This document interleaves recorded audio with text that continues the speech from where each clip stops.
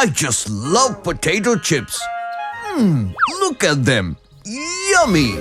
Many of you don't know that the potato chips we eat today happen due to a lots of cuts. Like this. So today, I'll tell you about the invention of our favorite potato chips. Zoom in! So, the story of this amazing invention was super crunchy and munchy. There was once a chef named George Crumb who worked in a resort in Saratoga Springs, New York. He was a pretty good chef, and trust me when I say that. Thank you, Dr. B. It was one of those usual days for Chef Crumb in his kitchen, making the best dish his resort was known for, the French fries, while he was making the... But you haven't talked about me! Oh, yes, but don't worry, I'll definitely talk about you in some time. Okay. La, la, la, la. Mr. Fry, you have to go so that I can complete the story. Oh, sorry. So, where was I? You were talking about me making fries.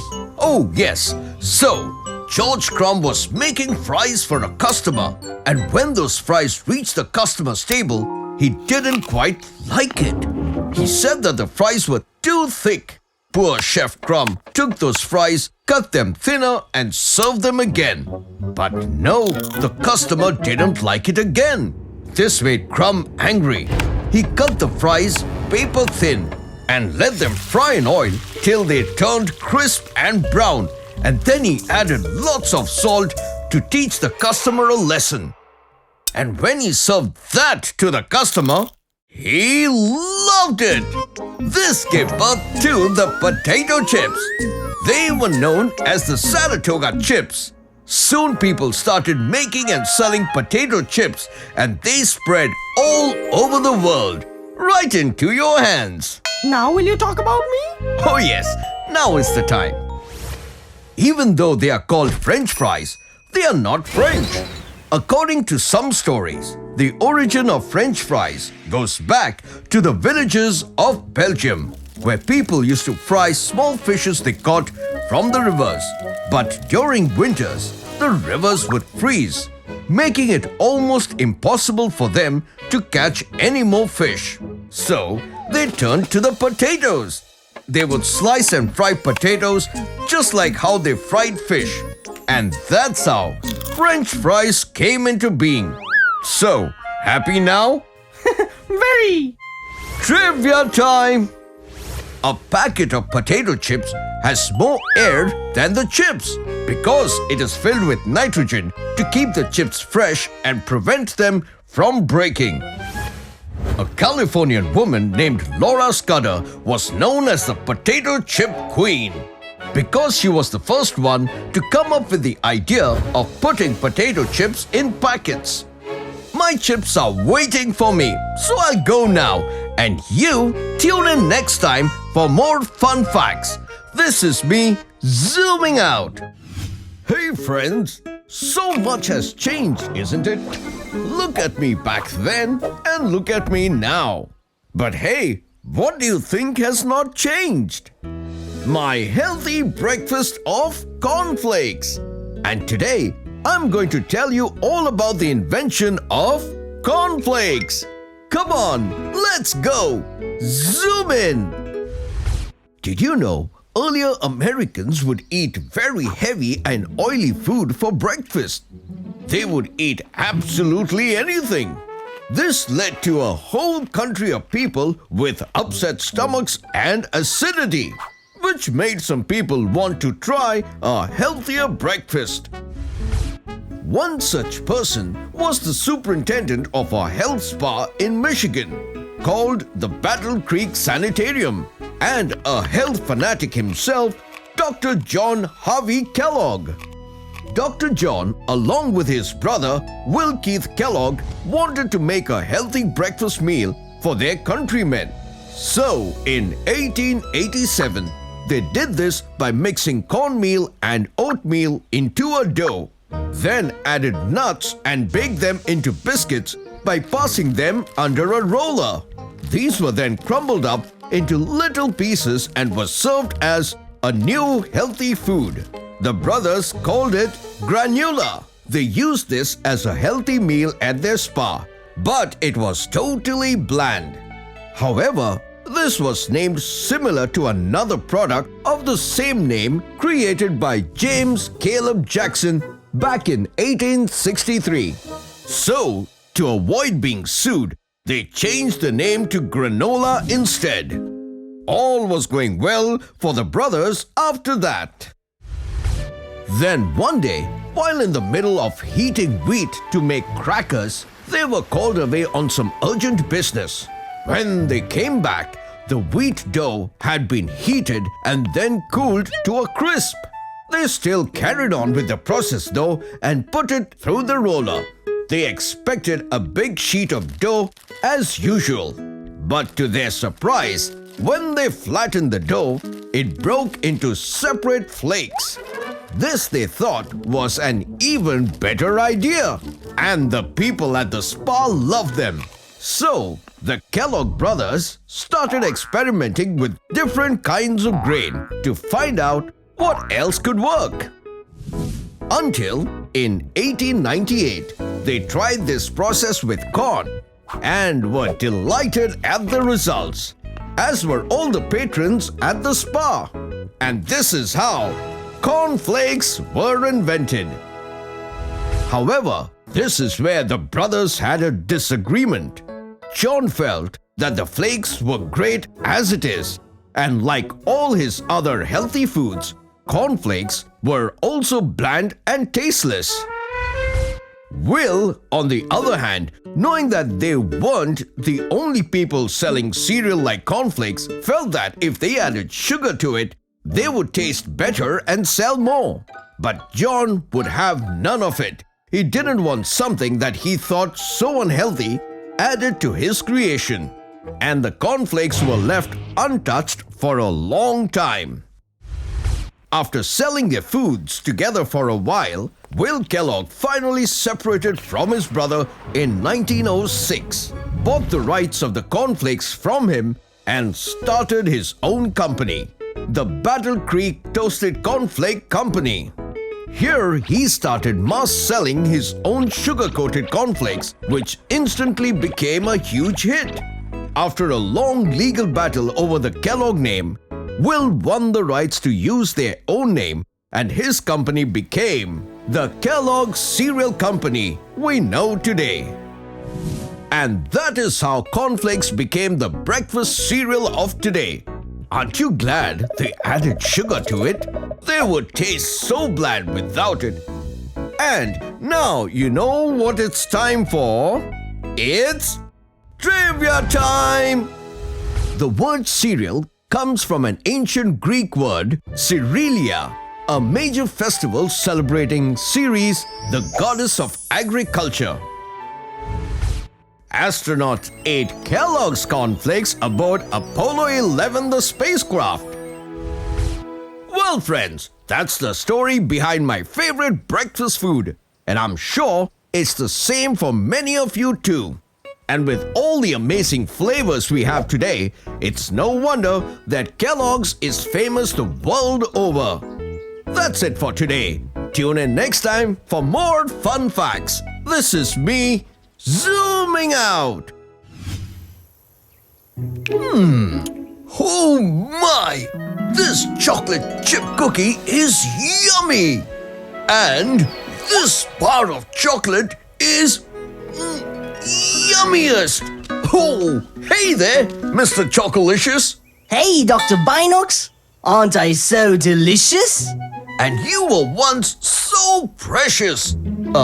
I mean, the chocolates inside you were once precious!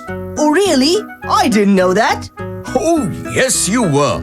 Let me take you back to the roots of chocolate and also tell you how chocolate chip cookies and the first bar of chocolate were invented. Zoom in! Mayans from Central America were the first ones to discover chocolate in early 900 AD. They believed that the beans from the cocoa pods could be crushed and made into a liquid. that would soon be a Mayan treat. But hey, the liquid wasn't sweet at all. It was rather made of chili peppers, cocoa beans, and water. This is not so bad. But many believed that the discovery of chocolate goes back to 1900 BC, when the Mesoamericans considered cocoa beans to be a gift from the god of wisdom called Quetzalcoatl, who was later banished from the circle of gods for sharing a precious treasure to the humans. Poor Quetzalcoatl. Later, when the Aztecs took over the Mayans, they took taxes from the poor Mayans in the form of cocoa beans, as they couldn't grow cocoa themselves. This is when cocoa was used as a form of currency. Imagine, there was once a time when money actually grew on trees. It was believed that Christopher Columbus got cocoa beans to Europe during one of his world exploration expeditions. But since he got a bag full of other precious discoveries, the cocoa beans was kinda ignored. It was his fellow explorer, Don Hernan Cortes, who realized the commercial value of chocolate. And soon the tradition of drinking chocolate grew all over Europe, spread to England, and people are crazy about chocolate till today. Historians believe that somewhere in 1847, a chocolate manufacturing company named as Fry's Chocolate Factory invented the first bar of chocolate. Yes, they figured out a way to mix cocoa powder, sugar, and cocoa to create a paste that could be pressed into a mold. And that's how, my friends, the first successful chocolate was made. Now, let me tell you about the absolutely delicious chocolate chip cookies. Many of you don't know that it was an accidental invention. That's right! An American chef called Ruth Graves Wakefield thought of making something new. So, she added some chocolate bits into her cookie dough and baked it. Poor chef thought that the chocolate bits would melt and she would get plain chocolate cookies for her customers. But to her surprise, the chocolate bits didn't melt, and they became the ever so delicious chocolate chip cookies. Trivia time! Did you know that eating dark chocolate every day reduces the risk of heart diseases by 1/3? Chocolate has an antibacterial effect on the mouth, which protects against tooth decay. So friends, now when you eat chocolates, you'll exactly know how it came to being. So, this is me munching, crunching, and feasting on some super awesome chocolates. Oh, wow! Tune in next time for more fun facts. This is me zooming out. Hey friends, don't you just love the fair? The games, people, and of course, the oh so delicious food. So, what's your favorite food? The corn dog or the hot dog? Maybe the pretzels? Well, my favorite food is the cotton candy. I just love it. It's so soft and wispy. It's like putting a cloud in your mouth. Well, do you know that cotton candy was actually invented by a dentist?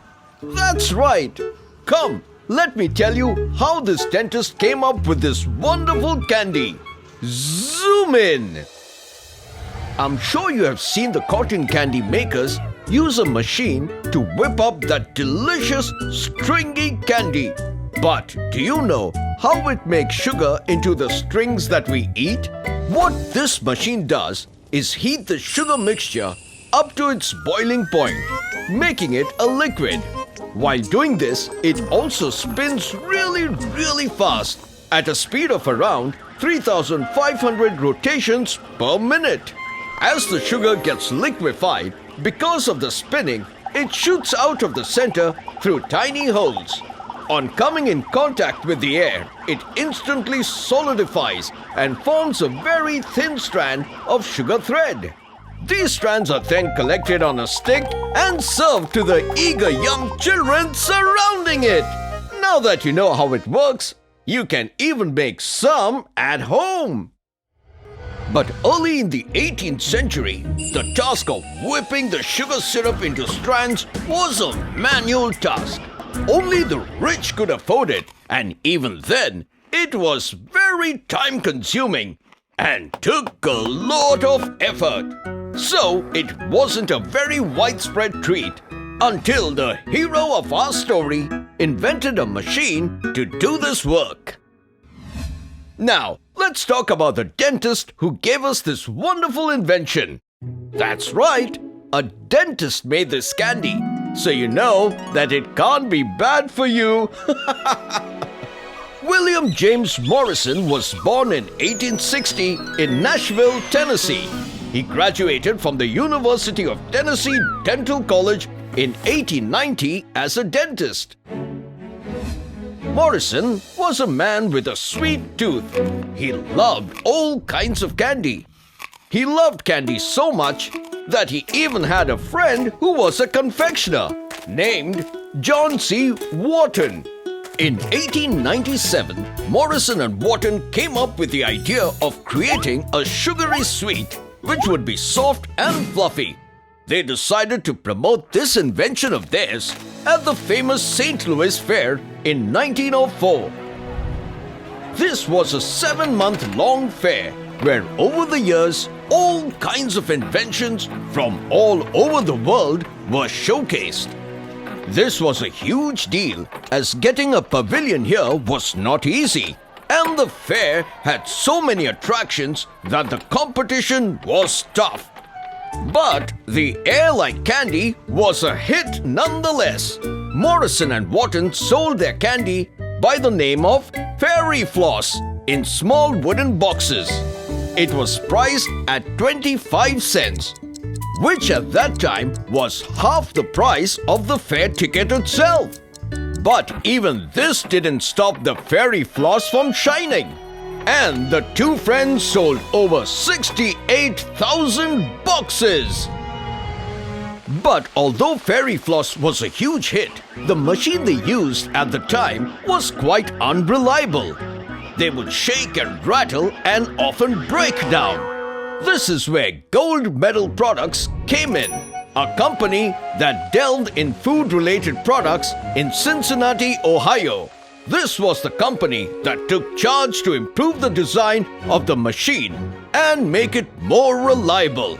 They did this by adding a spring to the bottom of the mechanism, and it worked so well that the design of the machine hasn't changed much ever since, except that now they have a lot more flavors. And you know what else hasn't changed since the beginning? Our very own trivia time! Cotton candy has only one ingredient, sugar. The rest is just plain air.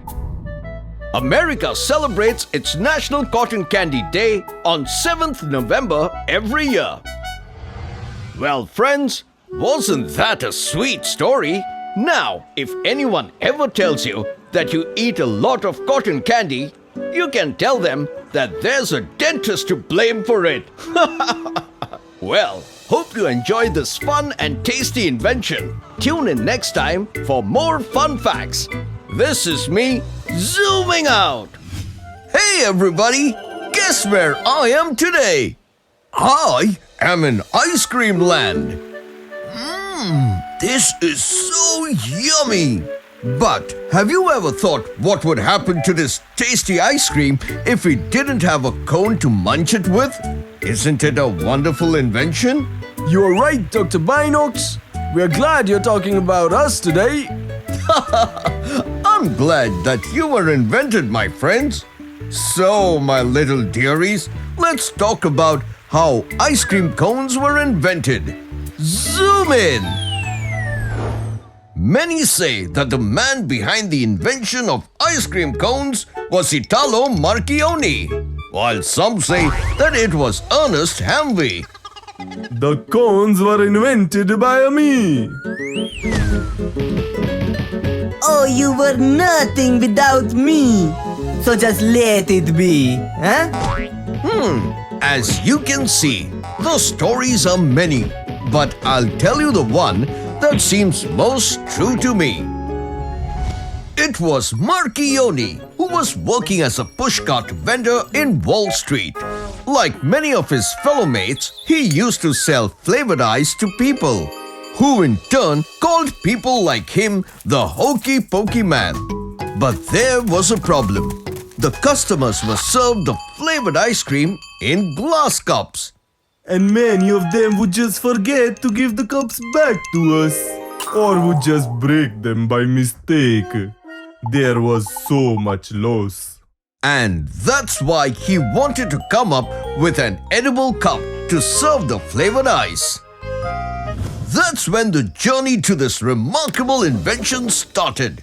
Marchionni would spend nights experimenting with the waffles. He was trying to make cones out of them. And then it finally struck him. If I fold these waffles and keep them to cool, they retain their shape. Voila! Now I can serve my flavored ice cream in this cone-like cup. Whoa! There won't be any breakage, there won't be any loss. Since Marchionni was good at mechanics and business, he soon adapted the design of the waffle iron to create a device into which batter for waffles could be poured and baked in multiples. Finally, when he was happy with his invention, he applied to patent his invention in 1902.